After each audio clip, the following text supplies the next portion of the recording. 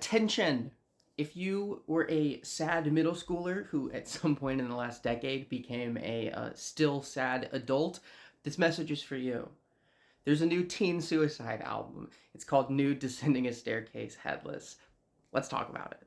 Teen Suicide, once the emo project of Sam Rae, was around when I was a teenager, making some really interesting stuff when I was first getting into music, like Waste Yourself, DC Snuff Film, Joyous Celebration, but it has transformed over time, taking on Kitty, rapper Kitty, and turned into a much wider swath of music going through their American Pleasure Club era, and with a 2022 teen suicide comeback album that I really enjoyed. I heard this and I thought they were fully reintroducing themselves, deploying a variety of different styles and sounds of rock and roll. Now, 4 years later, we have got a new album that is once again lo-fi, down to earth, funny at points, though very sad and occasionally quite serious at others, and once again delivering a versatile swath of rock influences.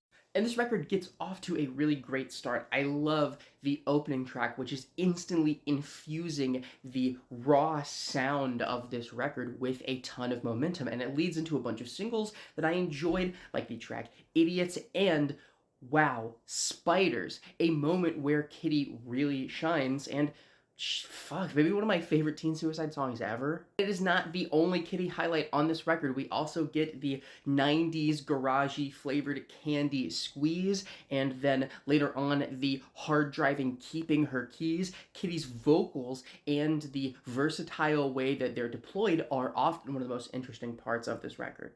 And then on Sam's end, we get the really enigmatic and very grounded style of lyricism that I've always come to expect. One that is a mix of sort of rawness and vulnerability with a lot of playful, tongue-in-cheek energy. Songs like The Knives and Everything in My Life is Perfect will make you laugh with some of the more audacious moments, but are also really interesting to dig through the details of. I will say the only part of this record that I don't like is in the second half when the momentum starts to slow down.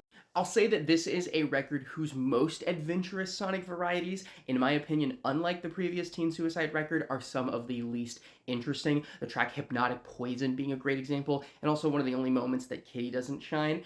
And I think it's a little strange to end the album on its two softest, quietest, most ballad-like moments.